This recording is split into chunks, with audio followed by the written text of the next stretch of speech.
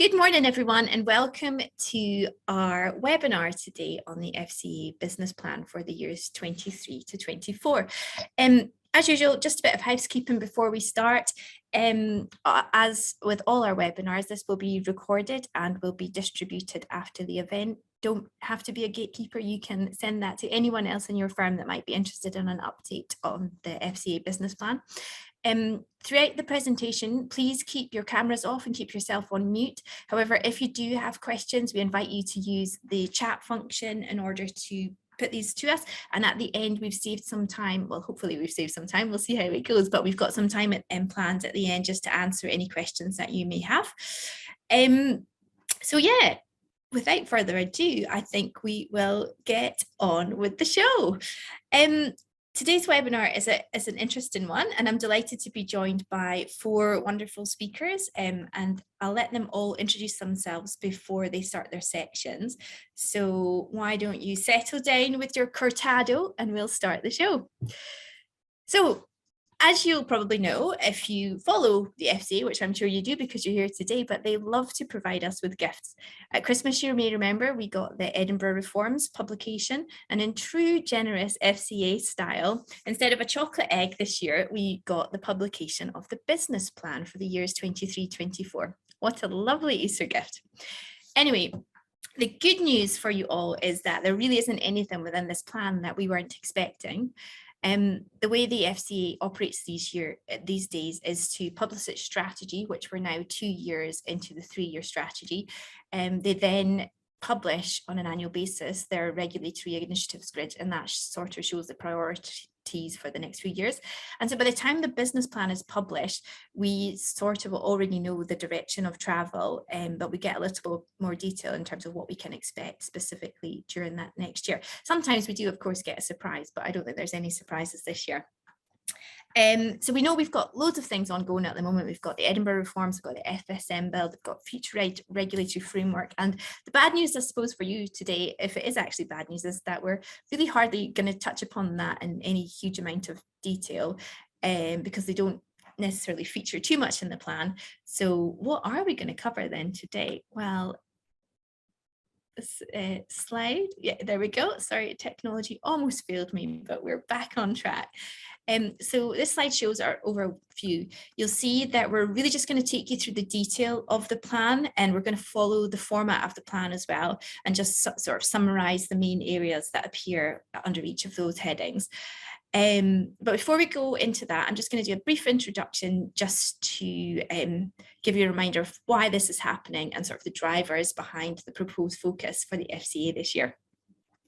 So I thought it would be useful just to provide a reminder of the FCA's objectives. So as you will be aware, the FCA now regulates the conduct of 50,000 firms in the UK. And as a financial services regulator, the FCA has a key role in sort of helping or facilitating the success of the UK's financial services markets by striving to ensure that our sector is honest, competitive and fair. And so you can see the current FCA objectives on the slide there. There's 4, or with a further one coming down the track. But the strategic objective is to ensure financial services markets function well. And they've got 3 current operational objectives, which are to secure an appropriate degree of protection for consumers, to protect and enhance the integrity of the UK financial system, and to promote effective competition in the interests of consumers. And the one that I've popped at the bottom of the slide there, the new one, to facilitate international competitiveness of the UK economy and its growth, that is one that's being developed through the evolution of the Financial Services Markets Bill. So that will be coming whenever that lands. And so why are the objectives linked to the plan? Well, the business plan really sets out the actions that the FCA will take in order to be able to achieve its objectives over the coming year. And then later in the year, or potentially into next year, we'll see the annual report, which will be published. And that then details the progress the FCA has made towards those objectives. So you can see that all of these different initiatives and publications are all linked. The FCA has got their sort of line of travel, direction of travel, and the plan sort of facilitates that, and the annual report then reports on the progress. So this year is going to be definitely an interesting year for the plan and everything that needs to be done in order to deliver it, because there's quite a lot of challenges. It's a challenging time. Everyone needs to prepare to be poorer. Now, that is definitely a sobering thought. In the coming year, there's no doubt that it's definitely going to be a tough one. And those words were they came out of the mouth this week of the Bank of England's chief economist, and he urged people to accept that they will be poorer. Now, this phrase might actually be familiar to some of you because it has actually been used before. This is an article which uses the phrase prepare to be poor. It's from the Observer, but if you look at the date, it was from the 2nd of December 2008. So I think if they're using that phrase again, it's definitely not a good sign. And why are they sort of urging that? Why are they're having this warning? Well, it's because all of the uncertainty in the market and the uncertainty in the markets and the economy. I'm not going to go through these because they'll all be close to you, I'm sure, in terms of interest rates, inflation, the levels of unemployment, the household income issues, and the cost of living crisis and market volatility. So these are all issues that are really affecting the economy and are really at the heart of some of the protections that the FCA are looking to put in place over the next year. So I thought, just before we get into the detail of the report, I thought it would be very useful just to touch upon the budget that the FCA has set itself, which forms part of the business plan. And I just wanted to pull out a couple of the entries in the FCA's business plan, which shows where we might see progress, but also enforcement action. You can see from the detail on the slide that the budget has increased dramatically this year, but I thought the two purple entries were particularly interesting. You can see that £12.7 million has been set aside for the future regulatory framework. And if you look at this one, which is now circled, 5.3 million has been set aside for the consumer duty. Now, of course, some of the budget for the consumer duty will be used by the FCA to ensure that the duty is embedded effectively into the market. But you can't help but think how much of that is going to be used and be set aside for enforcement. So I really do think that the FCA will try to sort of crack down on this and just to sort of have a warning shot for other firms about how important compliance with the duty is. So that's what the budget is. That was a whistle-stop introduction to the business plan, but let's find out what the FCA are actually focusing on in the years 23-24. I'm going to send you over to Jamie to find out. Thanks, Caroline. For those of you who don't know me, I'm Jamie Gray. I'm a partner in the financial regulatory team. And from that slightly somber note, we're going to move on to the hopefully lighter topic in the most part of the focus for 2023 and 2024. And I think a key part of that is how the FCA is going to actually set about tackling those challenges that Caroline's just alluded to. And central to that is this topic of resources. The buzzwords of agile and flexible resources, which are familiar refrains and appear a few times in the business plan. And that's because the FCA, like the rest of us, has finite resources, and it needs to manage them carefully in order to deal with the issues that it's expecting to arise. So that's a risk-based approach, and that's useful because it tells us where the FCA anticipates its efforts are going to be concentrated, and therefore where we think regulatory change is likely to happen. So if we can move on to the next slide, here are the priorities for the year ahead. The first one is people. The FCA has been on a massive recruitment drive. The headcount was 3,800 in early 2022, and that's grown to around 4,500 at the end of March. So that's an increase of around 18%, just over 18% in a little over a year. And that's risk-based growth with significant increases in particular in three main areas. The first is the authorizations department, so strengthening that regulatory gateway for firms wanting to do business within the perimeter. And the Enforcement and Markets Oversight Division, that is to build capacity and resilience within the case and investigations team so that they can take on the new enforcement remit that, as I think we'll come on to, we'll see developing this year, particularly in relation to the consumer duty. And then the third area is changes to the perimeter. We've got two new topic areas referred to here on the slide, which will fall into that, being deferred payment credit products and also bringing qualifying crypto assets within the financial promotion perimeter.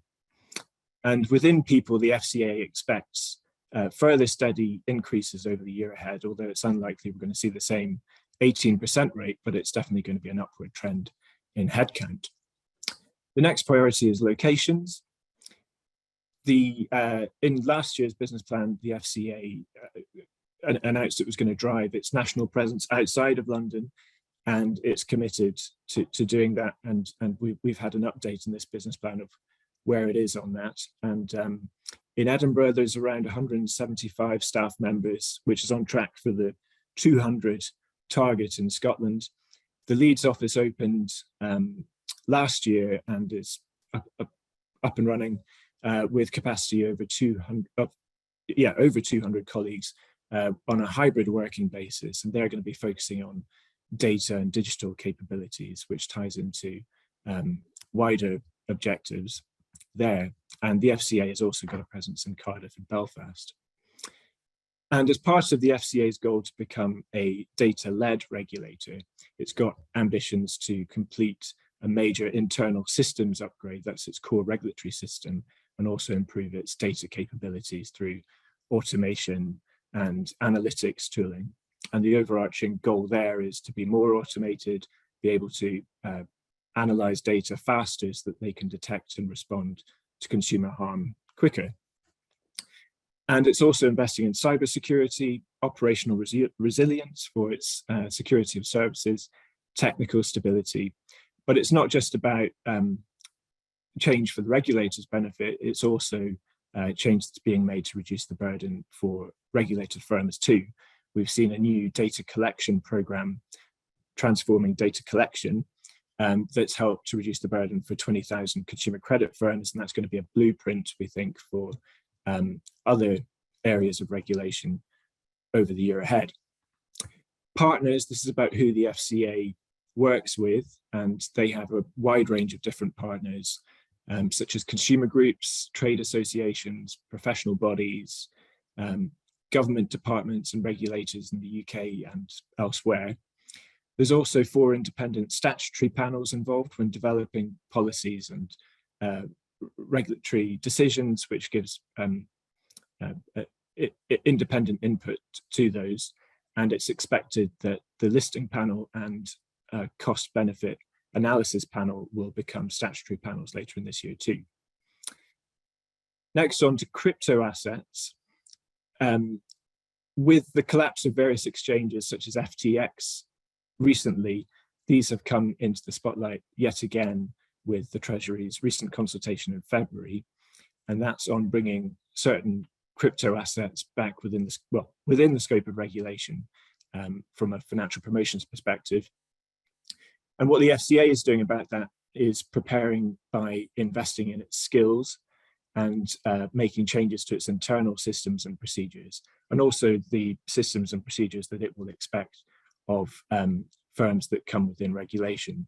So far, the tally of registered crypto asset firms under the AML rules was 41 as of April, so we expect that may grow.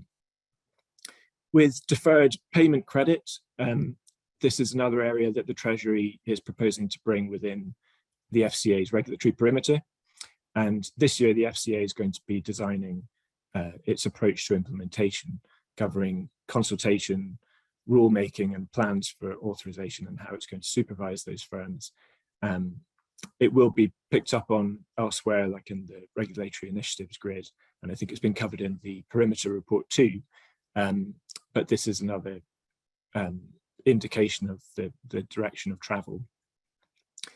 The annual funding requirement. So I said it would be a lighter topic, but this is perhaps the exception to that, because all of this growth and responsibilities needs to be paid for, and the FCA has set out its plans for how that will happen. And essentially it said that it needs a material increase in funding in cash terms to deliver on the strategy. Yet, because it recognises the rising costs that many firms are facing, it set the proposed increase in fees below the rate of inflation. It also doesn't propose a blanket increase, and some fees are being frozen so that the burden on the smallest firms will be easier. And it's also freezing application fees too for new firms at the regulatory gateway. Overall, the annual funding requirement last year was 640 million, which was an increase of 4.3% on the year before. This year, the annual funding requirement is 684 million, which is an increase of 8.5% on last year.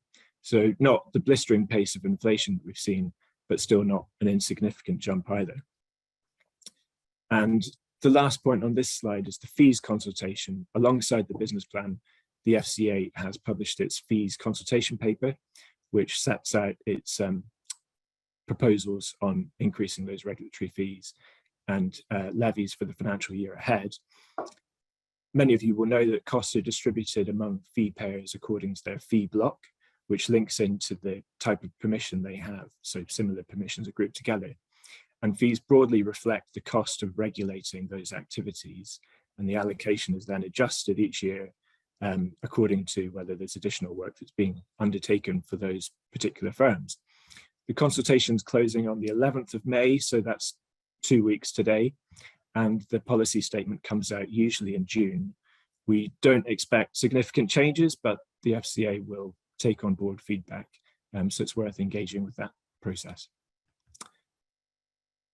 Next slide. Thanks, Caroline. So here are the 13 commitments which the FCA made in support of its three main strategic themes that came out from its strategy. And 4 of those at the top are the headline priorities.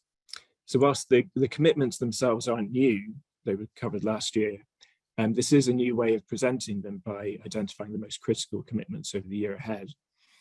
And that's not to say that the FCA won't continue to deliver across all commitments, but what it means is where there are additional resources that are available, they're going to be emphasising the top 4. And we're going to be covering these in a bit more detail shortly, but just as a brief introduction, preparing financial services for the future, that's about implementing the new regulatory framework, the things that spin out of the FSM bill that's going through Parliament at the moment. Putting consumers' needs first, improving consumer protection and standards and support for consumers who are struggling. Unsurprisingly, that's going to include the consumer duty and cost of living crisis. And even though the duty predated the cost of living crisis, that's going to be the main lever that the FCA will use in its toolkit to deal with it. Reducing and preventing financial crime, that's about putting consumers first again, and support for those who are struggling with, or who are particularly vulnerable to financial crime like fraud.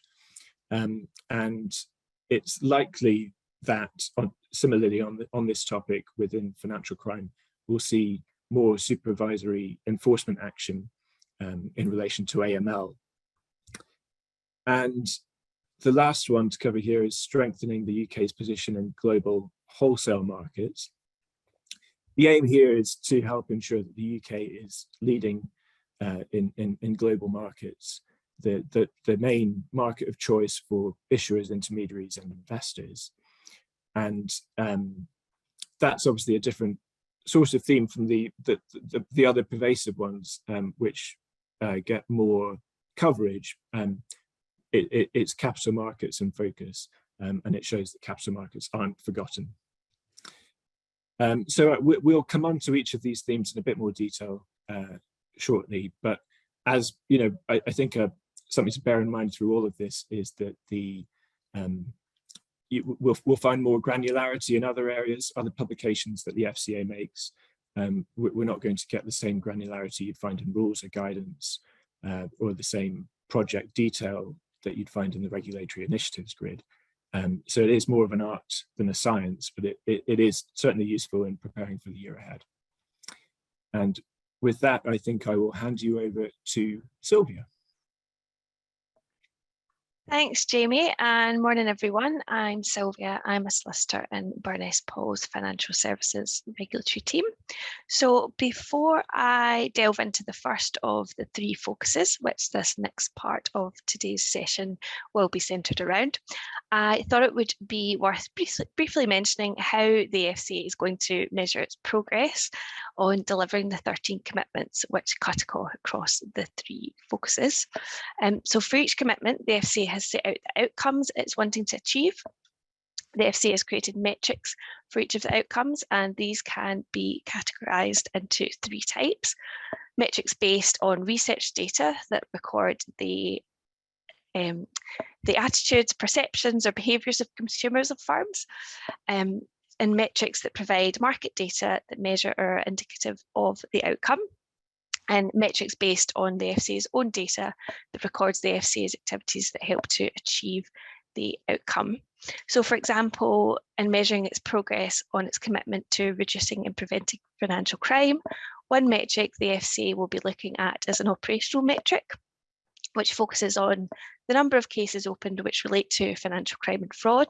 And this is reflective of the fact that the FCA expects to see an increase in fraud supervisory cases in the short term.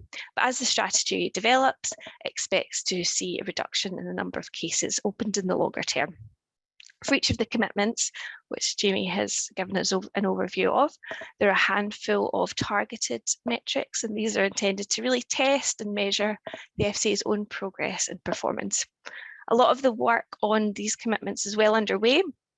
We've seen so many consultations, updated rules and guidance across a number of key areas, from appointed representatives, buy now, pay later, payment services. And later this year, in its annual report, the FCA will publish the first set of results against the outcomes and performance metrics included in its strategy. And we'll then get an indication of how the FCA considers it as performing.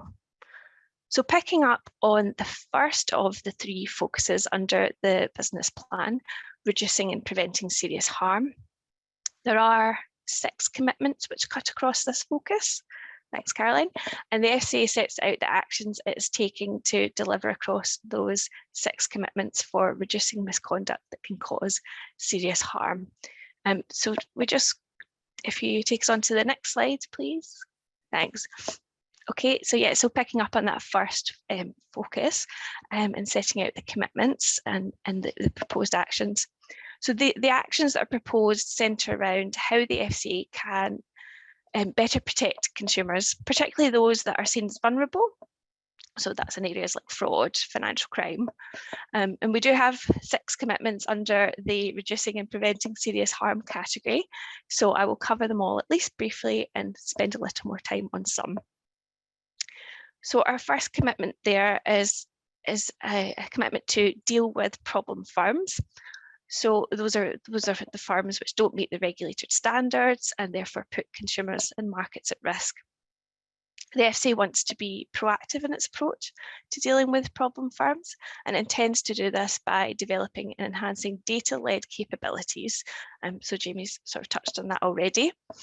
And in the business plan, the FCA declares that it intends to be less risk averse and take more robust action, intending to send a strong message of the action that will be taken when harm is identified. And as we'll see with each of the commitments, the FCA has set out the outcomes it wants to achieve.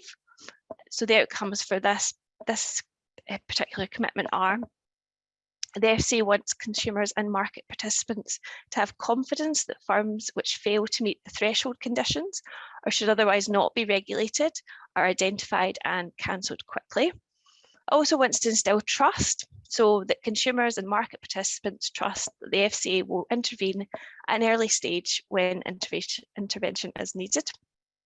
And to achieve those outcomes, the FCA is going to build on existing activities, such as continuing to identify and cancel firms that fail to meet the threshold conditions and expanding on the types of breaches of threshold conditions that it takes action against. The FCA also wants to use its additional resource to increase the number of firms it can take action against. Okay, so if we go on to the next slide and the second commitment, it's a commitment to improving the redress framework. So the FCA's aim is to make sure that consumers get appropriate and efficient redress when things have gone wrong. In its view, there are too many firms which fail, owing redress to consumers when they do so. So in terms of the outcomes the FCA wants to achieve, these are centred around a fairer system. So that's ensuring that the redress system delivers both timely and fair complaint resolution and compensation to consumers. And where firms do create a redress burden, the firms themselves will bear the associated cost. Consumers should be able to actually understand the redress system and how to access it. And the final outcome is focused on the claims management company sector, delivering fair value. Again, the FCA will be building on existing activities and also introducing some new ones. So in the coming year, it intends to consult on guidance for firms on redress exercises. It also intends to review its rules on access to the FAWs for small and medium-sized companies. The FCA also intends to develop proposals to improve complaints reporting. Okay, and on to commitment 3. So this is reducing harm from firm failure. So ideally, we don't want to see any firm failure, but where in some instances this will inevitably happen, the FCA's proposed outcomes are focused around achieving an orderly wind down, and that when failure happens, it doesn't cause significant harm to consumers. As part of that outcome, client assets and funds should be appropriately held, so that if the firm fails, those assets are returned as quickly and as whole as possible. Another outcome to be achieved is that firms subject to financial or other stress are quickly identified and the firm rectifies the situation. It winds down solvently or it enters insolvency in a way which minimises harm. And to achieve this commitment, some of the activities the FCA will be undertaking are: it will be continuing to embed the investment firm prudential regime. It will also be using data dashboards and other tools to try to identify any emergent issues. The FCA will also be monitoring higher risk business models during the first year following authorisation and during periods of growth.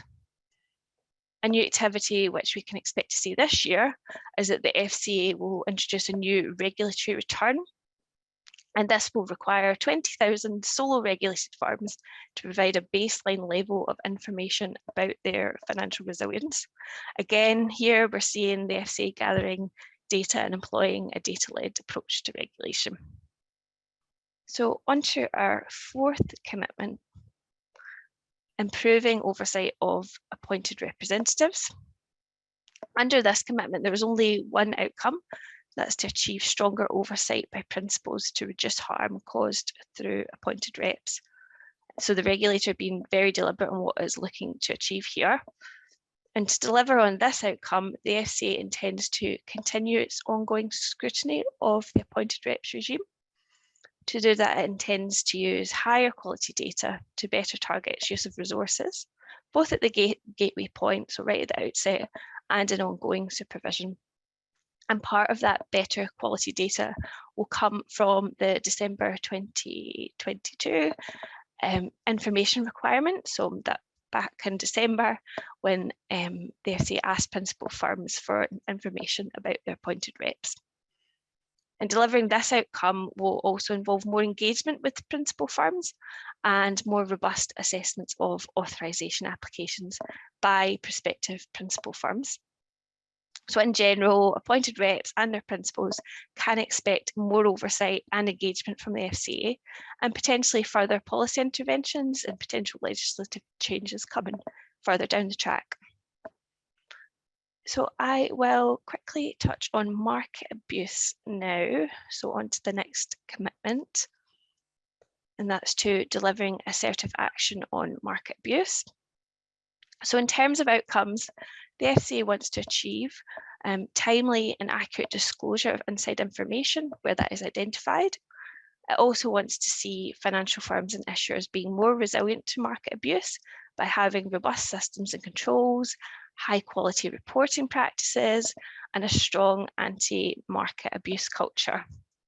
Where applicable, the FCA wants to see criminal and supervisory sanctions being brought to act as an effective deterrent. So some key activities to deliver on these outcomes will be a drive to improve the capability to detect fixed income and commodities market manipulation, which the FCA will do through increased data capture and improved analytics. The FCA is also introducing a dedicated non-equity manipulation team and increasing its enforcement resources. Also envisaged as a coordinated approach across the FCA on very high risk firms where multiple regulatory failures, including market abuse, undermine market confidence. So finishing up with my favourite of the commitments I'm covering today, reducing and preventing financial crime. The FCA rightly recognises that this is a big area to tackle, and it doesn't anticipate to be able to tackle it on its own, but rather effective targeting will involve public and private partnerships. The UK government has now released its second economic crime plan, building on the blocks of the previous plan, and the FCA will very much be playing a key role in delivering that economic crime plan too. But returning back to the business plan outcomes, the specific outcomes that the FCA is targeted to achieve are to slow the growth in investment fraud victims and losses. Also wants to slow the growth in authorised push payment fraud cases and losses. And it also wants to see a reduction in financial crime by lowering the incidence of money laundering through the firms the FCA itself supervises directly, and by improving the effectiveness of supervision by professional body supervisors. So I think it's interesting to see how each of these outcomes are tempered as the regulator recognises the challenges associated with tackling a huge area like fin crime. So as well as the range of existing ongoing work, which you may already be familiar with, some key activities which we should expect to see during 2023 to 24 are more educational campaigns, particularly around fraud. We should also see an increased use of data and data analytics to better identify which firms are most susceptible, and a data-led approach will also be used for proactively supervising systems and controls. The FCA is developing further data-led analytical tools to use in AML supervisory work. And where financial promotions are concerned, the FCA is aiming to have better oversight of firms communicating and approving promotions, with a focus on ensuring firms only approve financial promotions if they have the relevant competence and expertise. And additional funding will very much be key to reducing and preventing financial crime. The FCA intends to use additional funding to increase the use of its powers to disrupt, pursue and sanction those committing financial crime, for fraudsters and enablers. So that was all that I wanted to cover on Focus 1. I've covered 6 commitments as part of that, so quite a lot of information to digest, but definitely some similar approaches to delivering the commitments are emerging, particularly around data-led activities, an intention to garner better quality data, and also the grassroots approach of simply employing more resource to carry out activities. So I will now pass you over to Marianne, who will be picking up the commitments under Focus 2. Thanks, Sylvia, and morning, everyone. I am Marianne, and I'm also a solicitor in the FS Reg team here at Burness Paul. So I'll be dealing with Focus 2, which is setting and testing higher standards. And under this focus, the FCA has made 4 commitments to improve its rules and standards in relation to the impact that firms' actions have on consumers and markets. And these 4 commitments are the same as those which were set out in last year's business plan. And as you can see from the slide, they are putting consumers' needs first, enabling consumers to help themselves, strategy for positive change, which is the FCA's ESG priorities, and minimising the impact of operational resilience. And we'll look now at how the FCA proposes to deliver on these commitments, starting with putting consumers' needs first. So under this theme, the FCA references its work on the cost of living, financial inclusion and access to cash as its key focuses. And it will come as no surprise that the new consumer duty will be a core part of this. And as Jamie and Caroline have mentioned, the FCA remains strongly focused on the duty, which is due to come into force at the end of July. And it really is an overarching component of the general theme of good consumer outcomes. The FCA's key outcomes under putting consumers' needs first are ensuring customers are sold products and services that meet their needs and are fair value, ensuring customers are equipped with the right information to make properly informed decisions, and ensuring customers receive a good service. And these are largely the same as what was in the plan last year.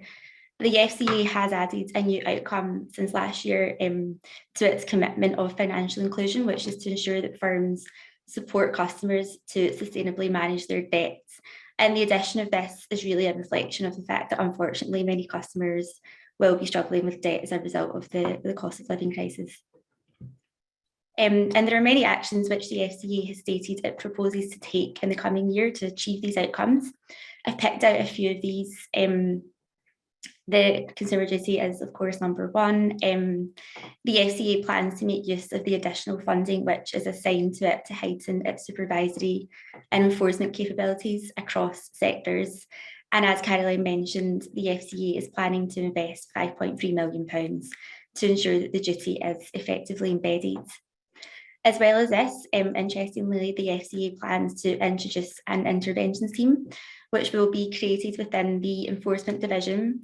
And the FCA has stated that this will be ready from day one of the duty coming into force. And there will also be further investigative resource, which the FCA says will ensure swift investigation of any serious misconduct which is discovered. So it's clear that the duty is being taken seriously by the regulators from day one.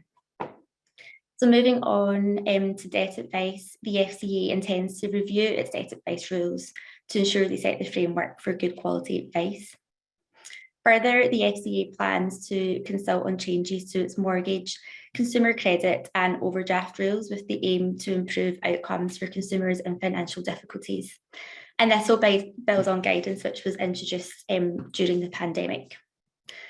And in terms of buy now, pay later, as Jamie mentioned, the FCA will develop the regime for deferred payment credit products, currently known as buy now, pay later, as they become regulated and are brought within the scope of the consumer credit regime. And in terms of where we're at with this, the government has published its consultation on draft legislation in February this year. The consultation closed just over 2 weeks ago, and the government will now consider the responses with the aim of laying legislation by the end of this year. So it's clear there's a lot going on under the commitment of putting consumers' needs first. And we'll move on now to the second theme, which is enabling consumers to help themselves. And same as last year, this commitment is really heavily focused on financial promotions and the detrimental impact that financial promotions can have on consumers. The business plan reinstates a growing concern that firms' adverts are often unclear, unfair, misleading, or illegally communicated. And the outcomes the FCA wants to achieve in this area are reducing the potential for consumer financial losses arising from the mis-selling of products as a result of non-compliant financial promotions or illegal financial promotions, and also to reduce the potential for financial loss from scams and the mis-selling of high-risk investment products. So how will the FCA achieve these outcomes? Key activities for the coming year are the inception of a financial promotions gateway, which an authorised firm must pass through before it's able to approve the financial promotions of unauthorised firms. And this new measure will form part of the FSM bill, which is currently going through Parliament. The final rules will be published when the bill is finalised, and the timing of the new gateway is really dependent on when the bill receives royal assent.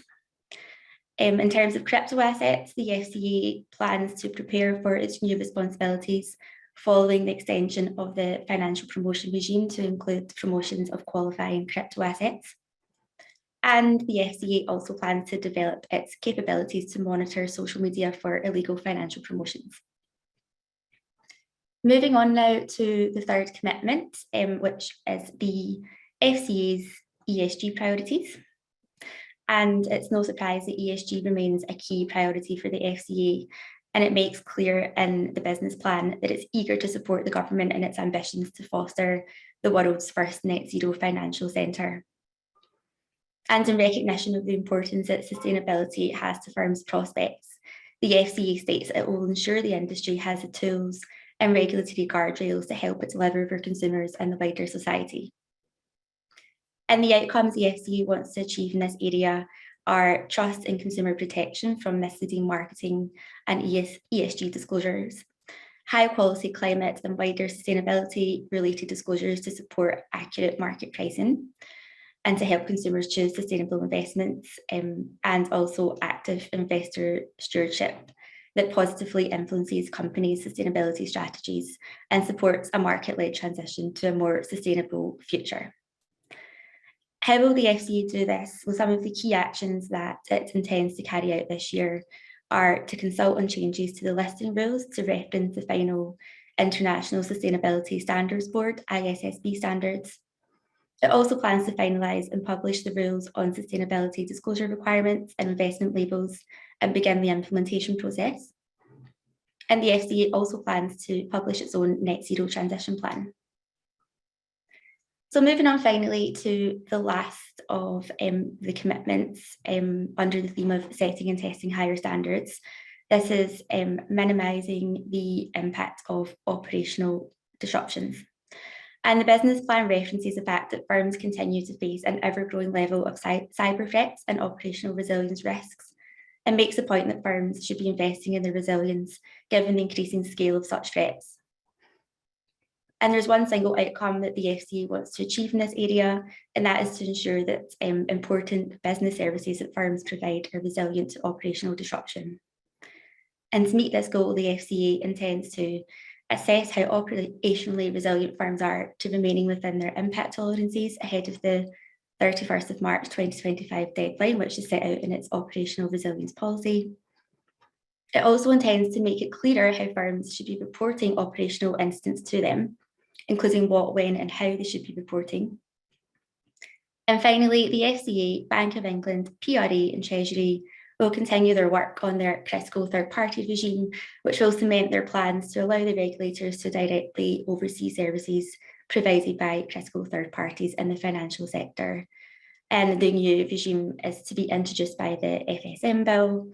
Following the publication of its discussion paper last year, the FCA intends to consult further on the regime this year. So that's everything from me. I will now pass you over to Chris, who's going to cover the third focus of the business plan. Okay, thanks Marianne. Last but not least, my name's Chris and I'm a Senior Associate in the Financial Services practice here at Burness Poole.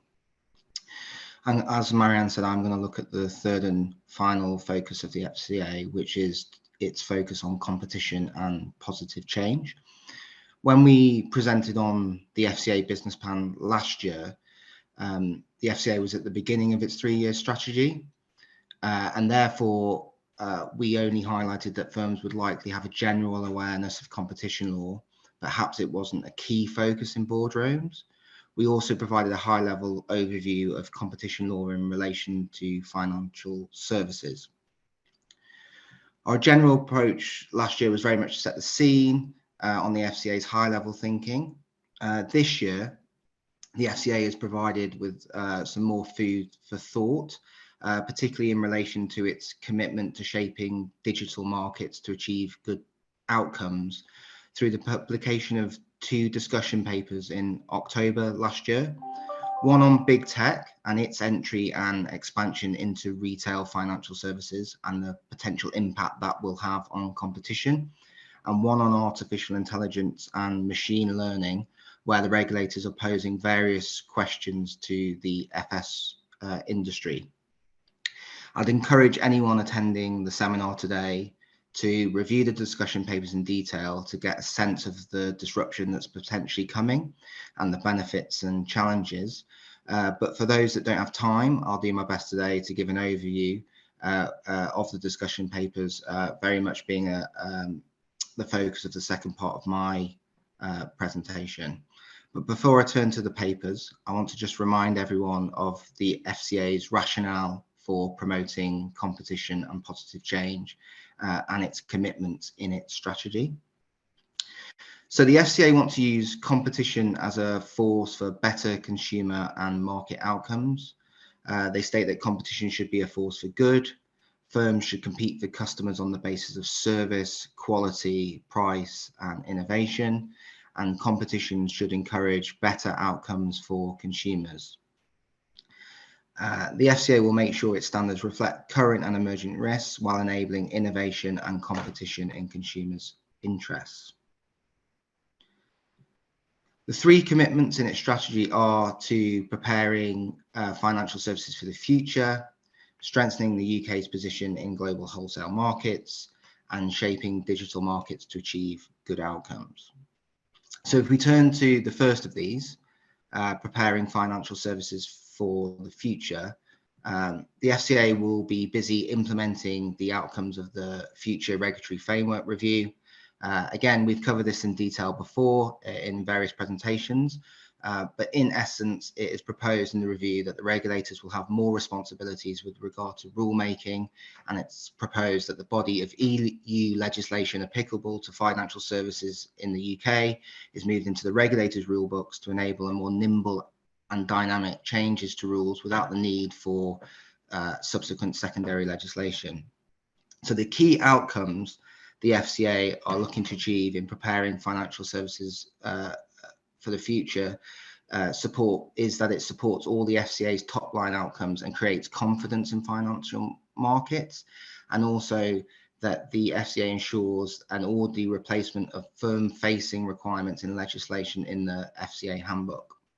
Some of the proposed actions are to operationalise the new secondary international competitive and growth objective, continue to improve the FCA's cost-benefit analysis and consult on a CBA framework.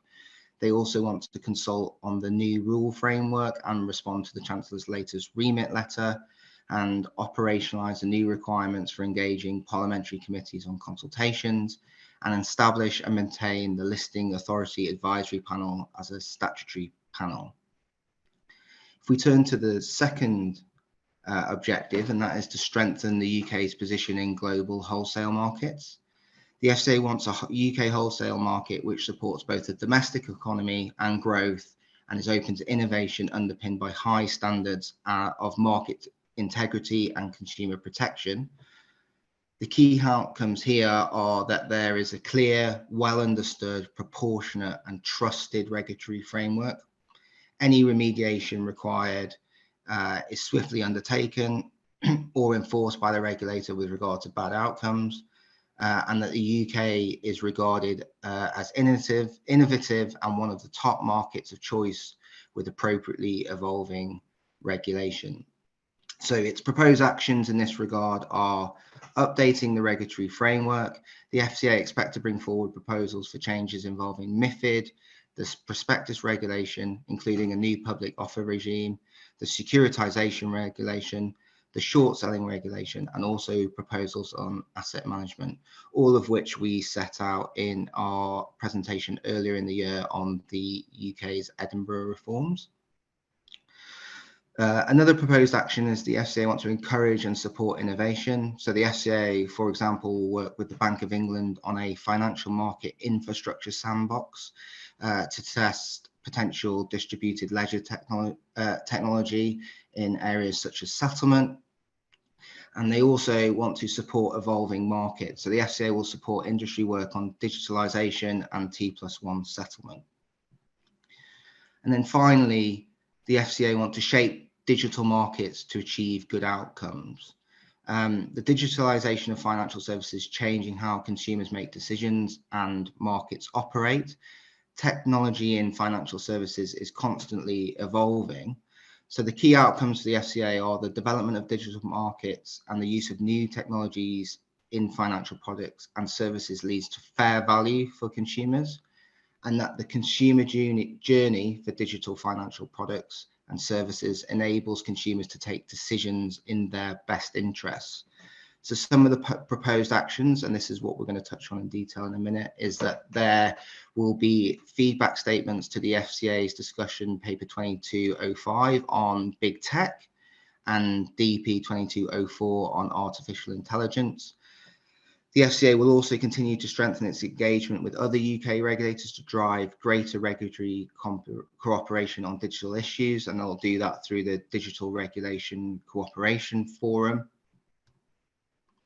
And the FCA will also continue to work on the new pro-competition regime for digital markets and work with the Joint Regulatory Oversight Committee on the future of UK open banking. So now that we've touched on the high-level objectives of the third focus, I think it's worth today to turn to two very topical areas. The first of these on big tech and the second on AI. So if we look at big tech first, big tech firms' presence in UK financial services markets has been increasing and has the potential to grow quickly.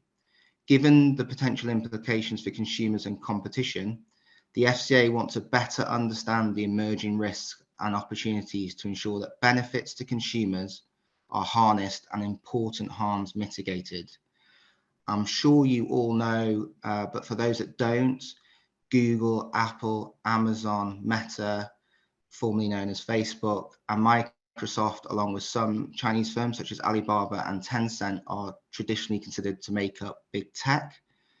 These big tech firms have enormous economic footprints, market capitalization, and often benefit from big network effects. The discussion paper focuses on 4 areas of retail financial services which big tech could play an ever-increasing role, namely payments, deposits, consumer credit, and insurance. The DP is very detailed, and it's been underpinned by a conceptual framework to assessing big tech's entry into financial services and the potential competition impacts. As some of you already know, big tech is already in UK financial services, with Google, Amazon, Meta, and Apple having some payment permissions, and Google and Meta also having some e-money permissions, along with Apple and Amazon having consumer credit and insurance permissions. The paper starts by providing lots of detail on the nature of the big tech firms, what industries they're dominant in, but then it also gives a good overview of how big tech firms may enter various retail markets. So these include the potential for big tech firms to enhance the overall value of their ecosystems with further entry and expansion into retail financial services sectors through innovative propositions. Also, in the short term, they tend to use a partnership-based model, which is likely to continue, and it's the dominant entry strategy for big tech firms. In the longer term, the DP paper goes on to discuss that they may seek to rely less on partnerships and compete more directly with the existing firms.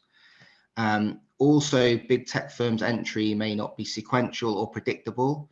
While initial forms of entry may be hard to predict, once momentum builds, the discussion paper goes on to say that we might see significant market changes occurring quickly, and that in the short term and possibly enduring longer, big tech firms' entry into financial services could be a benefit to many consumers. However, they do say that in the longer term, there is a risk that the competition benefits from big tech entry into financial services could be eroded if the firms are able to create and exploit entrenched market power to harm healthy competition and worsen consumer outcomes. For the sake of time, I realize I've only got 5 minutes left. I'm not going to go into more detail on big tech, but there's lots in the discussion paper, and I would encourage everyone to read it. So moving to the next slide on artificial intelligence, and the joint discussion paper 2204 by the Bank of England and the FCA. Back in October 2020, the Bank of England and the FCA established the AI Public-Private Forum to further dialogue on AI innovation and safe adoption within financial services. The forum published its final report in February 2022, and the discussion paper is the regulator's response to the report, which clearly stated that the private sector wanted regulators to have a role in supporting the safe adoption of AI in UK financial services. Separately, the UK government in July 2022 policy paper set out its proposed approach to regulating AI, and that's to ensure AI is used safely, ensure AI is appropriately secure and functions as designed. It makes sure that AI is appropriately transparent and explainable, that it embeds considerations of fairness into AI. It defines legal persons' responsibility for AI governance and clarifies routes to redress or contestability. The discussion paper helpfully includes an appendix that maps the UK government's principles against the different chapters within the DP. The DP structure is also split into three main sections: the supervisory authority's objectives and remit, the potential benefits and risks of AI, and there's also a chapter on how AI is regulated. Before we look at the potential benefits and risks and the debate around the regulation of AI, it's probably best to pause and just get a quick understanding of what we mean by AI. While there's no consensus on a single definition, it's generally accepted that AI is the simulation of human intelligence by machines, including the use of computer systems, which have the ability to perform tasks that demonstrate learning, decision-making, problem-solving, and other tasks which previously required human intelligence. The paper goes on to discuss three key areas in the AI life cycle that can introduce novel challenges and increase existing risks. So it talks to data, the models used, and governance. So in relation to data, AI can analyze traditional data sources as well as unstructured and alternative data from new sources, such as image and text data. And the increase in volume of data and data formats within the context of AI places added emphasis on data quality. In relation to models, whereas traditional financial models are usually rules-based with explicit fixed parameterization, AI models are able to learn the rules and alter model parameterization iteratively. And then on the governance, AI may pose some novel challenges for governance, especially where technology is used to facilitate autonomous decision-making and may limit or even potentially eliminate human judgment and oversight from decisions. So greater AI adoption is occurring both within established financial services firms and also newer fintech and insurtech companies. It's also being used by regulators. So I was going to talk to that, but for the interest of time, I'll skip over that. So what are the potential benefits and risks of AI? The discussion paper looks at 5 areas when giving the examples of benefits and risks. These are consumer protection, competition, safety and soundness, insurance policyholder protection, financial stability, and market integrity. Taking each in turn, a potential benefit to consumer protection is that AI can harness the power of large volumes of data to identify characteristics about consumers and their preferences. This can be put to many uses, from providing access to financial services to consumers with non-standard histories, to identifying demographics with specific needs or characteristics of vulnerability, and better product matching for consumers. However, there is a risk that the use of AI could be associated with discriminatory decisions, bias related to protected characteristics such as race or sex could arise inadvertently during model development. On competition, there's a concern that AI will be able to detect price changes from rivals and enable rapid or automatic responses, which could potentially facilitate collusive strategies between sellers and punish deviation from a collusive strategy. One positive side AI might improve competition by improving consumers' ability to assess, access, and act on information, which in aggregate can increase competitive pressures on firms. So just to finish, how do regulators propose to regulate our AI? There's a wide-ranging debate about this. One of the central questions is whether technology can be managed through extension of existing regulatory frameworks or whether a new approach is needed.